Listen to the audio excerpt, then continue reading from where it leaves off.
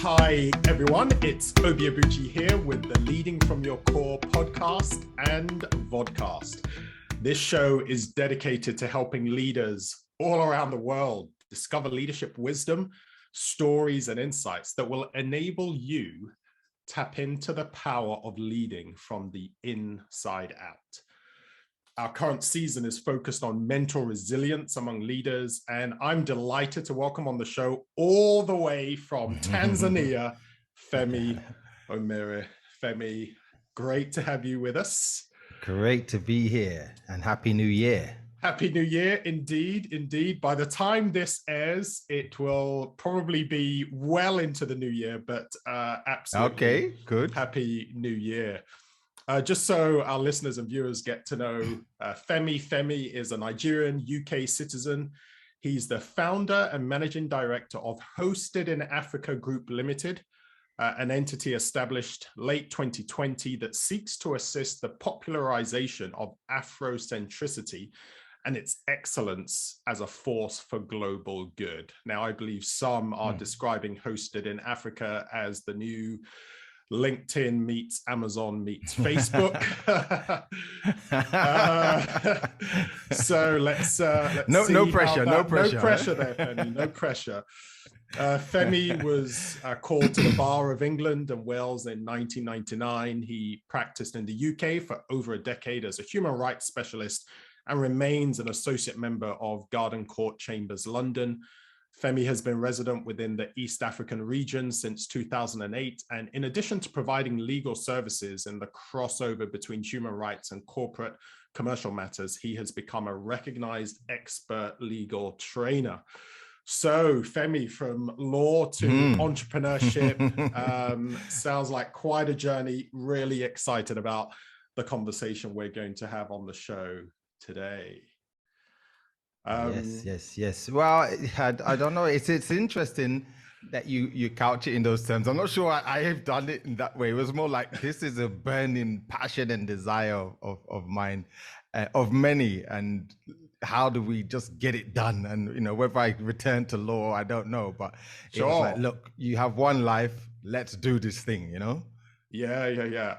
Well, that's interesting then. So let's dive into that, and it'll give people a bit of an insight into who you are and your journey. But so you said it wasn't so calculated in a way. It's, hey, you've got this passion and you pursue it. So what did inspire you to make this transition? I know you're still a lawyer, but you've set up this incredible venture that is inspiring lots of professionals across the African continent. So what was the seed of that? And just tell us a little bit about the journey.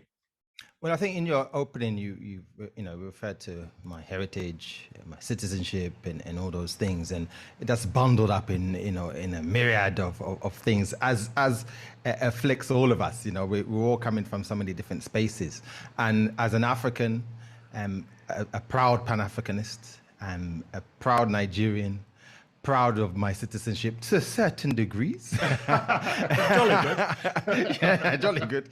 It's important for me to kind of live through that prism, and for that prism to kind of really reflect your experiences, what's meaningful to your life, what's meaningful in the collective life that you live. So it's not just my life, it's other people's lives as well. And I think that's really important, that for me anyways, that building something or trying to build something with others is really like that collective inspiration that I've seen culturally. I've seen it even in the UK, which is, we went through a particular era, and we're probably still in it, where, our lives are so atomized. It's so much the individual. Sure. And within that, of course, there are real pushes to form community again, be it church, be it schools, be it universities, be it clubs, and so on. So that kind of push-pull between the individual and community is there all the time. Now, from an African perspective, in my view, that community life is entrenched in how we live on the continent of Africa. Yes, there are the big urban centers, Lagos, Nairobi, Dar es Salaam, and all the rest, which are in some respects challenging that in some respects, because it's modernizing in inverted commas in a similar way of what's happened elsewhere. But for us, for many of us, it's how do you really bring those things together? How do you bring the individual and the community together, and for both to inspire one another in that really dynamic way? And I'll mention a word very quickly because I think it's really important to kind of underpin this. Yes, the spirituality, my Christian life is there 100%. But one of the things about sometimes the tension between, you know, your spiritual life and kind of what happens out in society more generally is that because religions have been used in particular ways, there's a tension as to how much can we draw into our, you know, spiritual commitments. Ubuntu, which is, you know, if you like, and I would say an African concept, but it's a universal concept. It's actually an underpin to so much of what I believe and what many of us believe is somehow missing as a seed point. And it's reflected in our great religions, in our great spirituality, which is, you know, a person is a person because of other persons. This is, you know, this is a center point as opposed to the kind of Descartesian starting point of I think, therefore I am, which is, you know, if you think about how, you know, Western societies have developed over the last, you know, hundreds of years, it's very much vortex through, you know, that Descartesian prism. And we're saying, actually, it may have a place, but is that the center core space of humanity that I think of myself first, and that brings about my humanity? Or is it, in that African sense, the Ubuntuist sense, that I exist because of my community? We are as one. So it's really bringing in that relational aspect to, you know, how we do things. And it's a challenge because we, you know, we've all been affected, sometimes positively and sometimes not so positively, by a very powerful force that posits human individuality first. So I think that, you know, we're in an era where we need to challenge that because we're seeing the pillage of the earth. And we need to challenge it in a very strong way. So I'm opening with some deep stuff here, but you know, for me, this is what's so important to get across to myself, to my children, to, you know, our communities, and for other people to kind of come in this and build up that force. You know, let's do things from a different center point. Yeah. Wow. Yes. You said you're coming in with some deep stuff already. If I hadn't told our listeners and viewers that you're a lawyer, I think they'd already have sensed that, because Femi has made his case right there. But what's interesting, though, in you making your case, what we can see is your heart come through, because, you know, as a lawyer, you did a lot of work around human rights. So you've clearly got a heart for our humanity, right? Our collective well-being and needs and rights. And so it's no surprise that you've started a venture that is about drawing on and celebrating and fueling, or perhaps refueling, that sense of community and how we can do so much more together than we can individually. I love that. So how easy has it been to make that transition? Was it just a natural, hey, here's a passion I've got, and so therefore let's move forward? And I might be leading the witness here, but you know, I'll draw on as many legal metaphors as I can. Not easy at all. In fact, I was in a dream job. I can't lie to you, and I'm still in very good terms with my former employers. ALN, Africa Legal Network. I'll give them a shout out. You know, tremendous collective of law firms and so on, and individuals, and really trying to make a big splash, or not trying, they are making a big splash in the kind of African, global African space. I set up the academy there and did some interesting work and continue to assist where I can. However, for me, working within the confines of a legal space, and that's broad, by the way, of course, it's not narrow. I felt that there was an even broader constituency to kind of draw upon and pull together. And I wasn't certain I could do that within that environment. And so that was the first pull. So that was, you know, even just come from a career point of view. Financially, let's not even get into that. You know, when you're starting something, you have to feel the pain or don't start. Let me just say that now, feel the pain. So yes, I'm feeling the pain, but that's fine because as you say, the passion is there. And the conviction that you have is not just about your own personal, oh, I believe in this project. You know, I have to pray, I have to meditate on this, and I have to speak. I have mentors on what I'm doing, and you surround yourself with, you know, a spiritual force, a human force, which is equally spiritual to kind of guide and propel this. And, you know, it's not linear. It will take the form it takes. And if you believe in this thing, it will happen. And I fundamentally believe in it. And let me just say one thing. And I'm going to share this. And somebody said this, one of my mentors said to me the other day, I hope she's listening. And she said to me, she said, Femi, you know what? Hosted in Africa is not yours. And I said, that is the point. It's not mine. It's ours. And when that's understood, and when this thing launches out and gets, and it kind of takes a bite, I think people will understand that it's ours because we're doing something very different. It's going to be tremendously powerful if it does what is written on the tin, and it will. Yeah. Wow. So the transition, it was not easy, but what makes it easier is that kind of real desire to be part of something that's ours. Lovely. Thanks for sharing that, and for just sharing honestly about the pain and the challenge.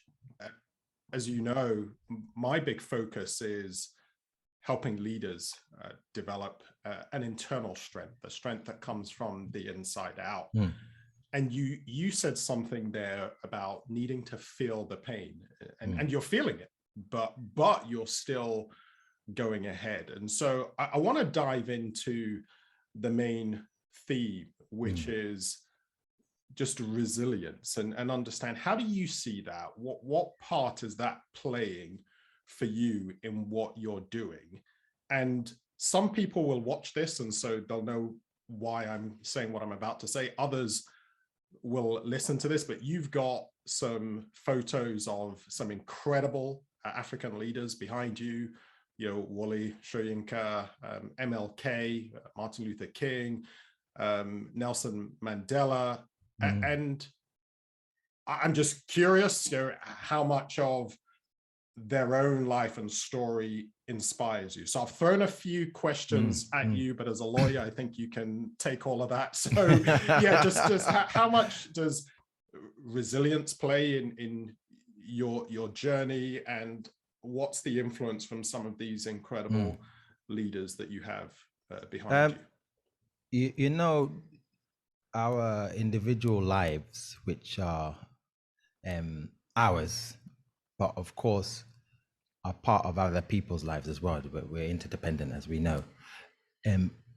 They come with so many twists and turns, and really, regardless of where you are demographically, where you are on the, you know, on the economic line, the social line, or what have you. And I think that going through, you know, parts of my, you know, childhood or early adulthood, and some of the pain there, and having to navigate some of that stuff, and some of it was quite heavy, brought about a kind of personal resilience, and a belief that your immediate surroundings, however harsh they may be, do not determine who you are. Never. That's important. And that's a great. And I've given a lot of thought to this, and you know, it's interesting when we think about, you know, our great books, be it the Bible, the Quran, or what have you, and we hear of the kind of miraculous things that are done in those times. Mm-hmm. And of course, in our times, hence these individuals here, Mm-hmm. is we are constantly reminded that, you know, things start here. They don't start in the physical world. Mm-hmm. And that's why you can make a tremendous leap. That's why somebody, you know, whose parents have perished and everything is on the floor is able to leap and go beyond that sorry state of affairs. Now, that's easy to say that. Just want to say, because when you said start here, you pointed to your head, right? So it starts inside. It starts internally with what you think, what you believe, how you're able to imagine what's possible, right? And then pursue that. Yeah, absolutely. I mean, this is so powerful, and we've heard it many times. We've heard people being in prison and how they're able to, you know, concentration camps. So we're reminded consistently the power of the mind.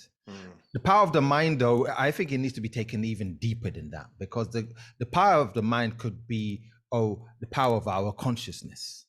And there's something beyond the consciousness as well that we often are not in tune with. And I know, to be honest, most of us are not. And I'm saying that of myself because we're so busy. Where do we find that time and space to go beyond our consciousness? Because our consciousness is designed to keep us alive. Do you know what I mean? It's designed to find the root and to, you know, and so sometimes it distorts the truth. Let's be honest with ourselves. Yeah. It distorts. So where do we go for that sense of, you know, essence, that sense of, you know, reality, the real reality? And I, you know, that's through meditation, that's through prayer, you know, the various means that people use. That's through observing nature. Oh, there's nothing better than going out and just, like, you know, almost being naked in your sense of self and observing what's going on. And you're reminded, and you know, those worries and all those things that you think are so important, then you look, and children are wonderful for this, you know, the things they say or do, and you're like, oh my God, you know, from the mouths of babes, as they say. So I think, you know, finding space to relate to your life, to other people's lives, finding the good. I think that's really important, finding the good, because there's a lot of negativity around, but finding the good, because that's what it ultimately is about. You know, and I say that not as in happiness, because people kind of think that, oh, we have to be happy all the time. No, there's so many seasons. It's not the issue. The issue is, you know, a kind of fulfillment of life, a depth of life that we feel, that we kind of use our sensory, you know, almost perfection. We're gifted with amazing kind of attributes, and it's to really be in tune with those. And how can we do? Is that part of our pursuit of life in itself? And I think that if looking at the lives of others and what they've been through and what they've done, and not doing an A-B comparison, because sometimes that can be intimidating. How are any of us necessarily going to live the life of Martin Luther King, Kwame Nkrumah? You know, but that's not the point. The point is that they give us a representation. They give us a representation of what life can be and how our participation in that. And I think, and this brings me on to another thing about iconography and the importance of it in our communities. And I start from there, not because it's the be all and end all, but it's an important factor that, you know, modern day life is dealing with. We're babies in the universe, we're babies. And, you know, our plight as Africans is minute, and we have to put it into perspective, but we're going to overcome that. But, like, we have to understand some of the dynamics that go on, and then bring about a new dynamic. I was in church the other week, and I went up to the priest after. I said, look, I'm in Africa, and I'm still confronted with the iconography of Europe. That's problematic. It's not problematic in Europe because it ought to have been done that way. Because what does the Bible say? And I'm not bringing in that, but this is an important point. The Bible is talking about we are made in the image and likeness of God. So it stands to reason that you create an image that looks like you. So it must happen there. But now I'm in Africa. We want and ought to have icons that look like us, that resemble us. so that our children, when they're reading passages like that, when they connect with themselves. And so we now start to believe that much more. So these are kind of the human dynamics, because there's the practical side as well as the spiritual side. And how do we connect these things up? And this, it's a puzzle that is, beyond us a lot of the times. But again, having silence, finding space is ultimately important. And I take it one other step further, which is, where do you want to end up at? And that's a big question, not just for, your individual life, but even like, if I've been, and many of us have been really passionate about how do we as in our communities, as Black communities, African communities, Caribbean communities, what you name it, how do we bring about a better reality for ourselves in terms of equity and justice? Yeah, that's an important theme in most of our lives. Okay, we attain that. What is the end goal? What do we ultimately want for humanity? Sure. And that's why I think without that picture, I believe that we can get to a kind of stagnant point. Ultimately, in my view, we want a world where we are brothers and sisters. We are a one race, a one peoples. Now, of course, we're nowhere close to that in some respects, but actually we are that. And it's that kind of duality of challenging it, but seeing something else, challenging it, but seeing something else that causes a lot of tension. But we've got to aim not just for bringing about an equitable kind of life for all peoples, our peoples, but for all peoples. I think that's the end goal. And that's, it's difficult because, you're confronted with something that's immediate to your community. And our community, actually, it's pretty large, 1 point whatever billion across the world. So, these things are vitally important to kind of at least think about, so that we're moving and we don't stagnate and we don't cut off the possibilities that are there, for relationships, be it South-South, be it with our brothers and sisters in Europe, in America, who don't look exactly like us. These things are very, very important to get across. But at the same time, championing our peoples. Sure. No contradiction in it. It's absolutely consistent. Yeah.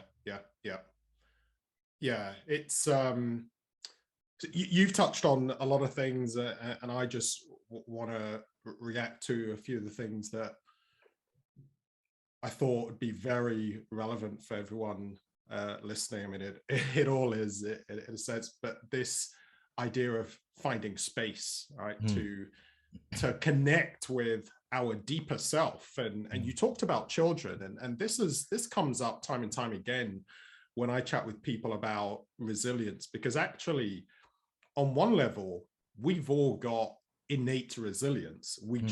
It becomes layered over time with a lot of the busyness and the mess and the focus of what we think we can see, rather than when we go into nature, when we meditate, when we pray, depending on our faith perspective, our level of spirituality, we're able to connect with something so much deeper and tap into that innate resilience to move forward, to want to do something, contribute something incredible in this world. And what you were talking about there as well, with this incredible vision of where we're moving towards, and having a why that is so much bigger than you, fuels a level of resilience in you to keep going, to move beyond the obstacles and the challenges. Yes, inspired by some of these greats, but there's a deeper connection, and I bring this to you personally. It seems there's a deeper connection to a much bigger vision that keeps you moving, that keeps you pushing through, that keeps you navigating those obstacles. I think I could put it in one word, and this may surprise people, but I think the one word would be love. Wow. Yeah, the one word would be love. Because when you strip things down, I think that's the most powerful force in our lives. And recognizing that and not fearing that is really, really, what's the word? It kind of resolves all. I don't mean in a love, that love conquers all. I don't want to get cliched here.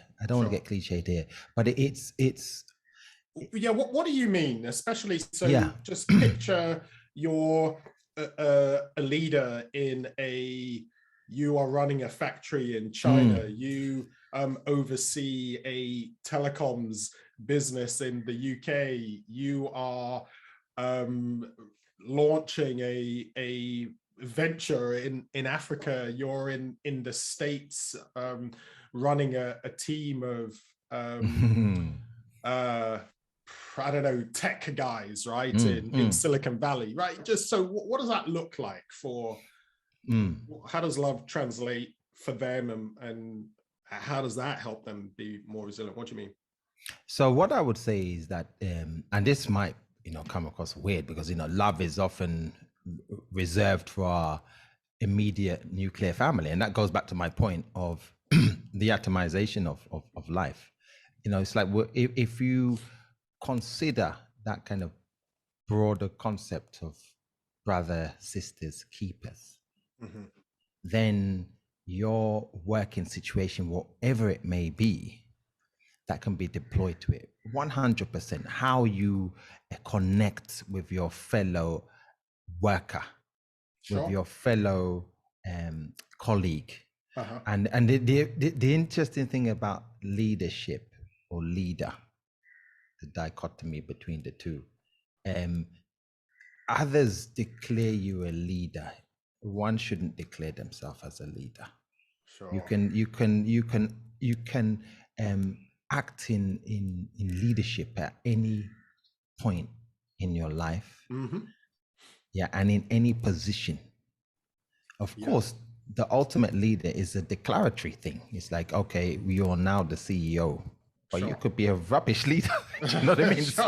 Yeah. You can have the position of leader, but you may not necessarily have the effective influence as a leader. Yeah. So I think that, leadership and having the quality of leadership is a collective responsibility. So love is a collective responsibility.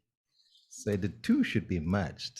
I mean, if we see how our faith leaders, or talk about some of these generals who love their soldiers so much or what have you, but that idea that the love for your peoples is so tremendous that you will do everything you can to provide a conducive environment for them to thrive. Oh, wow. Let's see everything possible.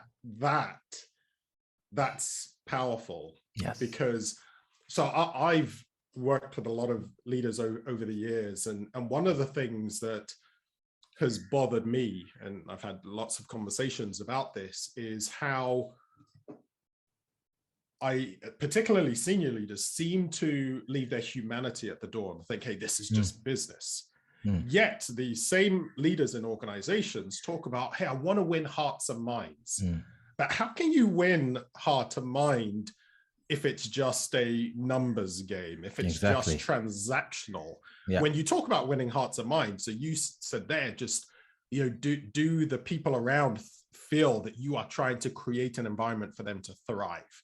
And if you break it down to the smallest unit in society is a family unit, right? And in that family unit, typically mom and dad want kids to thrive. There's a love, there's a desire. Hey, I want what's best for you. I want you to be at your best. I want you to discover your talents, and I want you to bring the best of that. And some organizations then say, hey, we want to be a family environment. Why? Because we want people to thrive. And so I think when people get that, they'll understand what you're saying. It's like, actually, it makes total sense. Of course, I should want to bring love. Not necessarily it's this sort of kind of romantic love, but a real family type love where if I define love as wanting the best for another person, around me, even if it costs me something, then that sort of environment, I cannot imagine, especially from a leadership perspective, you not winning hearts and minds, you not creating this environment where people are willing to do what it takes to serve, to contribute for the common good. So and the thing is, we probably have all seen it. You know, the work I'm doing at the moment, I have people, you know, that bending over backwards because and freedom, let's define that, but given latitude to explore, given latitude to, you know, bring new ideas, to implement them, you know, not all and sundry, of course, it's a discussion. It's circular. And this for me is a powerful thing. And the conversations you get in, you see that you're now, it's not, you don't want to, you know, it's not, I need to know everything in your personal life. That's not the point. But the point of being able to understand that this person sees me beyond a unit in this workforce is really, you know, so again, the humanity side of it is all important. And when we somehow extract that from it and just, you know, break it down. So with this kind of data-driven world that we're in, I understand it's fine. The devil's in the data, fine. But there's a beyond point that even some of those analytical tools don't understand. You know, and they say, it's only because we haven't got to the data point yet. What we'll get there. Who knows? Who knows? You know, there's still things in nature that we don't properly understand. There's still things in life. We still don't really know how the mind works, how the brain works. And there's neurologists going on and on and on and on. So there's a mystery of life that's actually important to tap into and, you know, be resolved, that we are in a state of being that may not ever get to the point of knowing everything. We will not. I mean, it's not for me to declare that, but why is that our pursuit anyway? But to, you know, the pursuit of your workforce, we have a task here, we have something to produce, some service to deliver. How are we going to do that? So the love that's internal should be reflective to the love that's external. And so when you come to look at our activities on the planet Earth, we can say, there's a lot of strange stuff going on. I mean, some people say, this is very hippified. And I'm not saying that, you know, like, for example, say in the extractives, nobody's saying that you can't extract minerals or you can't do, you know, you can't plow the earth, but there's a way you can do it that if you truly love the environment, you will actually find a way to do that job, to do that activity in a more, they will say sustainable in today's language way. What's happening now, because that is on the agenda? What's happening now, because it's a forced point into the boardroom, is that now they're finding methodology to do things better. But what I'm saying is, maybe this is unrealistic. Should it be something that's forced on our companies? Or if our companies actually are also in love with their environments, the corporate entity now, not the CEO, it's made up, but, you know, constitutionally, how you draw up that company. So let's get into the company side now. How you reflect in your constitutive documents, how your company is in love with its immediate environment, how your company is in love with its labor force. You would come with a very different outcome, in my view.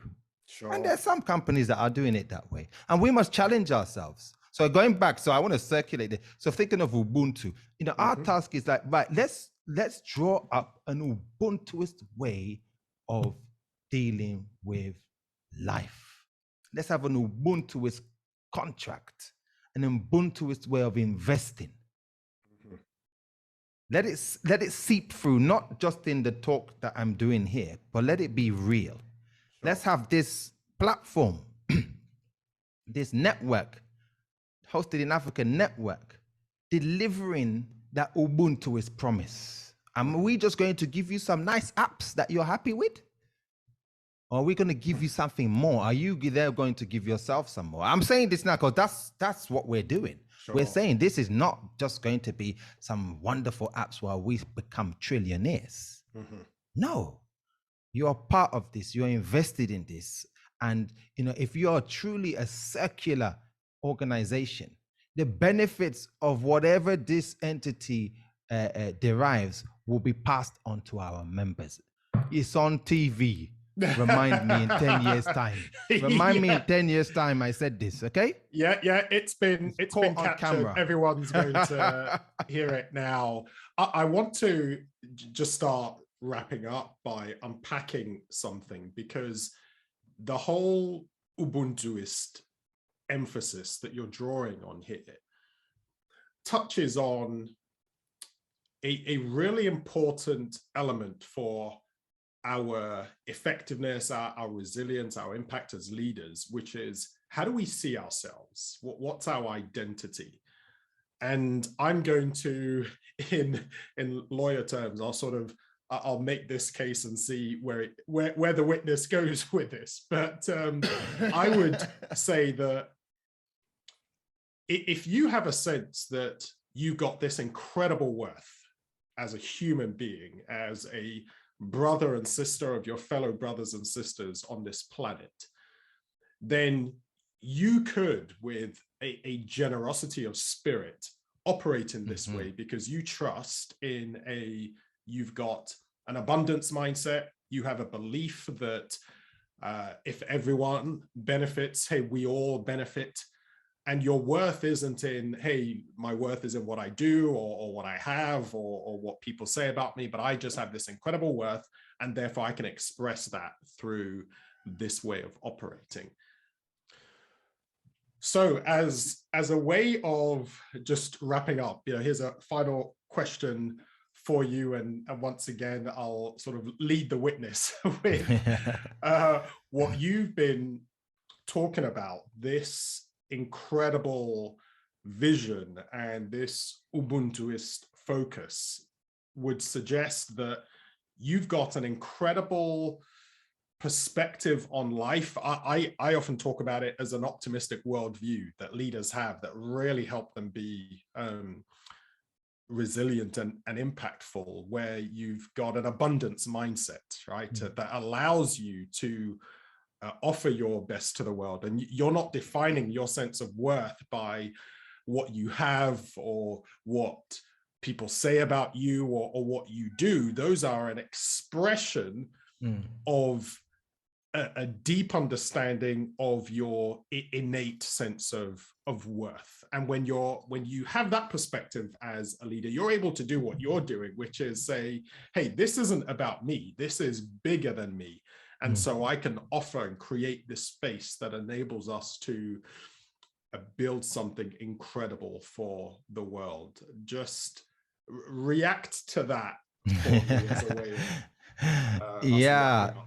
it sounds very important somehow, and that's not the point as far as I'm concerned. I mean, I do see it as something that will or has the potential to become, important. But like you said, the abundance, and I love that word, and and I use it a lot as well. Abundance. I think particularly Africa's heritage was, and it seems bizarre in the sense of where it's at today. In some respects, it is to such an extent built on that fundamental of abundance, and therefore you can be much more welcoming in lots of ways to lots of people who may not have the same intent as you.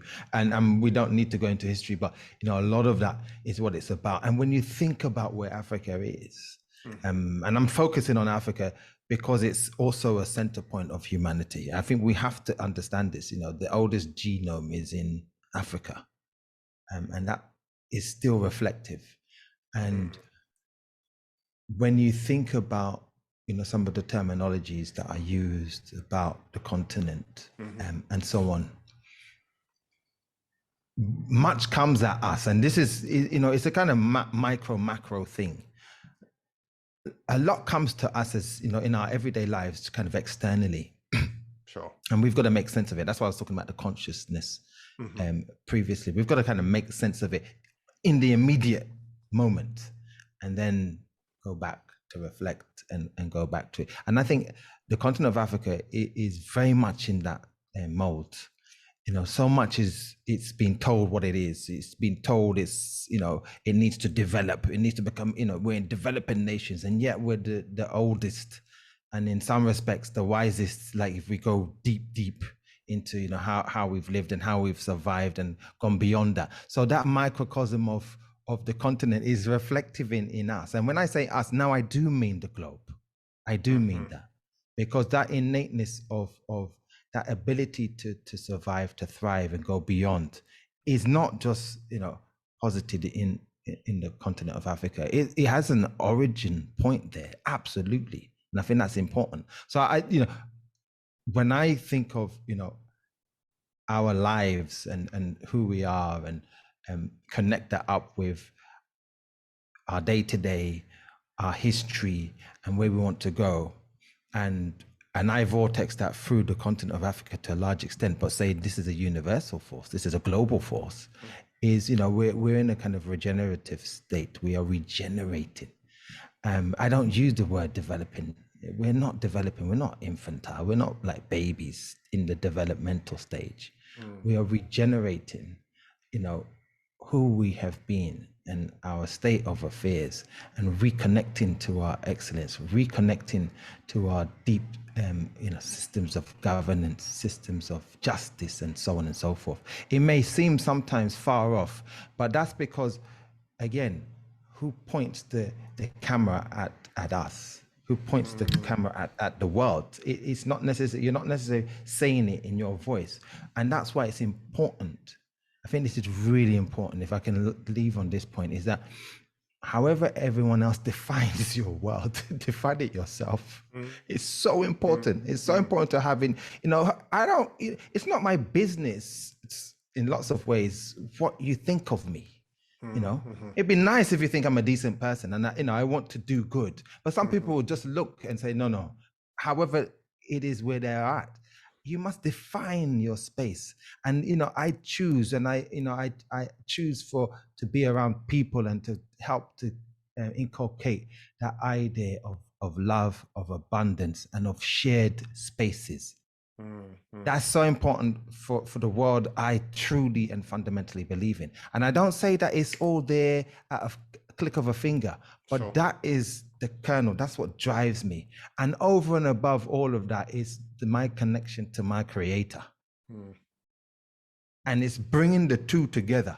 They're not inseparable. They are so intertwined. And again, to end on that note of love. Yes, it can be, some people say I'm ferocious sometimes. It doesn't mean love is always gentle. Sure. Yeah. It is, we're not just talking about, nice. It's not pacifism here. I'm not, absolutely. I'm giving every point of who I am into what we're trying to bring into existence. What is in existence, but really just bringing it out and saying, look, let's connect with so many of us. Let's do it. And so many are doing it. It's not my thing. Many people are doing this stuff, and that's to acknowledge as well. The force is there. It started. And you know what? It's infectious. I should maybe not use that word. I shouldn't use that word. In the period we are in, and I'm not saying. Hey, a laugh is infectious, right? So infection still has good connotations. Absolutely. In our COVID impacted world. So let's drive and the reality that we fundamentally believe in. We can see, we can feel, we can touch. And you know what? Sometimes it's not even good to have it as a comparator point to somebody else's definition of who you are and who we are.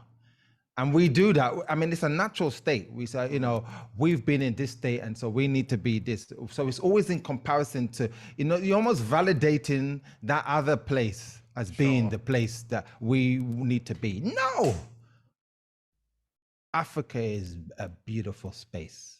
Global Africa is a tremendous place. It's a center point of the world, always has been, always will be. And that's not to say that to the denigration of anywhere else. It's for us to really fundamentally believe where our continent is on this planet Earth. It fuels so much.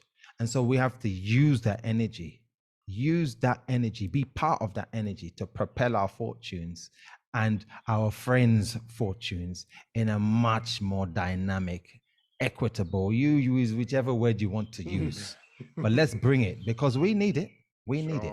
Yeah. And, you know, some people will be listening to this. It's, Femi, are you not seeing the disparities that are happening in the world? Yeah, before things fall, you know, they can go even further crazy, where we start to realize there's a new reality on the horizon.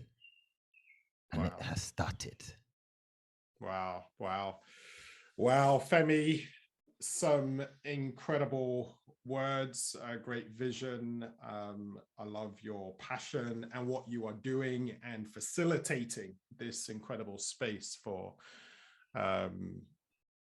lots of entrepreneurs, professionals across the continent. And no doubt, this is something people need to realize as well, is that what you're doing doesn't just positively impact across Africa, it will positively impact our world, because at a fundamental level, we really are brothers and sisters in this human race. So thank you for all that you've shared. Been great having you on the show. And to all our listeners and viewers, I'm sure they've enjoyed listening to you. We'll put your details in the show notes so people can find out more about Hosted in Africa, connect with you. And just a final word from me to our listeners and viewers. Remember that if you want to be a courageous and resilient leader, if you want to live life on purpose and with purpose, then it starts from the inside out. Have a great day, everyone. See you on the next show. Thank you, Obi. Thank you, Femi. Thanks again for coming. Bye, everyone.